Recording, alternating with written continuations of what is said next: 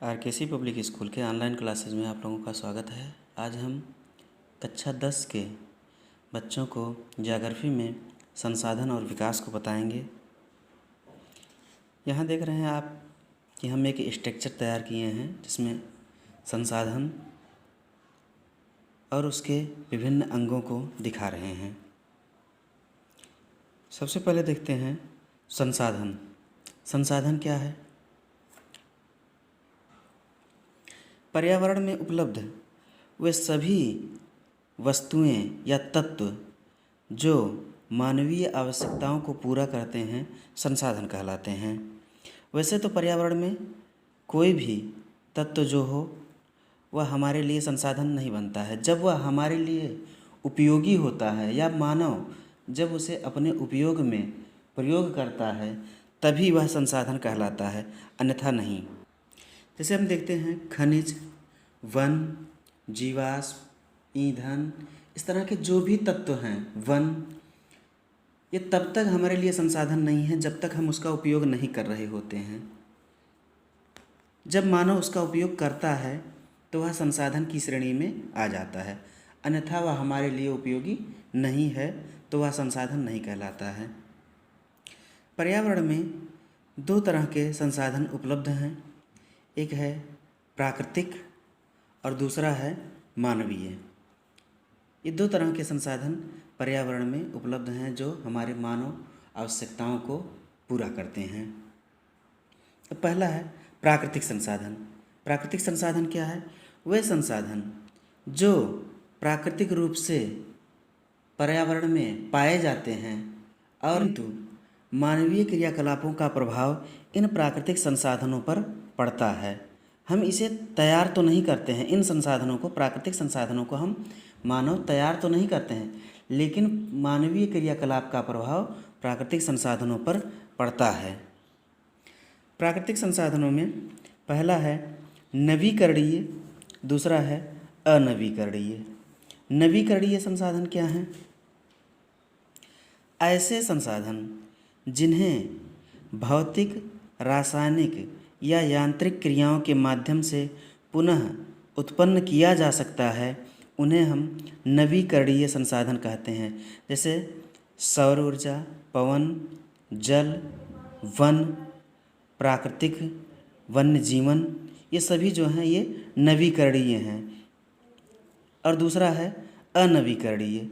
अनवीकरणीय संसाधन वे संसाधन हैं जो एक बार तैयार होने के बाद उसे पुनः तैयार होने में लाखों करोड़ों वर्ष लगते हैं और इसे हम दोबारा तैयार नहीं कर सकते हैं।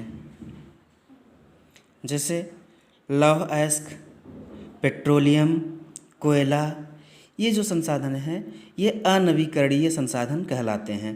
अनवीकरणीय संसाधन भी दो तरह के संसाधन होते हैं, पुनः चक्रीय संसाधन और अचक्रीय।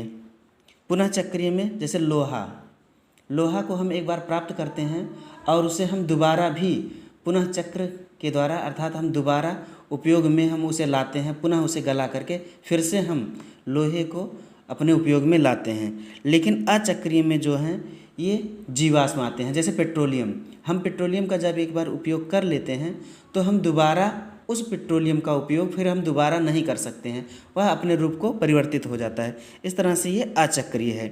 लेकिन धातु क्या है? ये पुनः चक्रीय है। ठीक है, तो इस तरह से अनवीकरणीय संसाधन के दो हैं।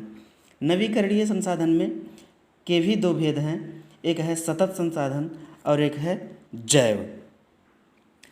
सतत संसाधन जैसे हम देखते हैं पवन या जल या सौर ऊर्जा, ये सब क्या हैं? ये सतत संसाधन हैं। ये अपने दैनिक जीवन में ये अपने आप चलते रहते हैं, ये अपनी क्रियाकलाप करते रहते हैं।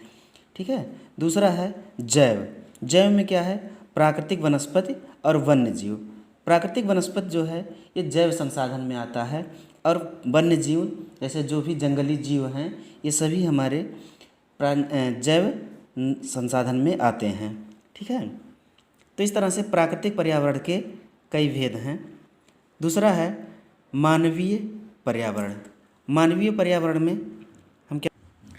पहले तो ये जान लीजिए कि मानव स्वयं भी एक संसाधन है, जिसे हम अपने योग्यता और ज्ञान के आधार पर उसे संसाधन में परिवर्तित करते हैं। मानवीय संसाधन दो तरह के होते हैं, एक है संरचनाएं एवं संस्थाएं, दूसरा है मात्रा एवं गुणवत्ता।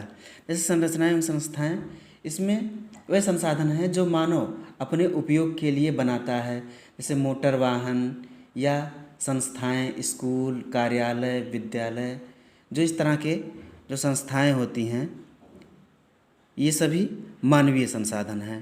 पुल, गृह, मकान, सभी संरचनाएं जो हैं ये मानवीय संसाधन है। दूसरा है मात्रा एवं गुणवत्ता। मानव स्वयं भी एक संसाधन है, वह कितना गुणवान है या उसकी कितनी संख्या है, ये मात्रा और गुणवत्ता के अंतर्गत आता है। तो इस तरह से संसाधन के इन भेदों को आपने देखा। इसको आप लोग 2 बार 3 बार वीडियो को देख करके तैयार कर लेंगे।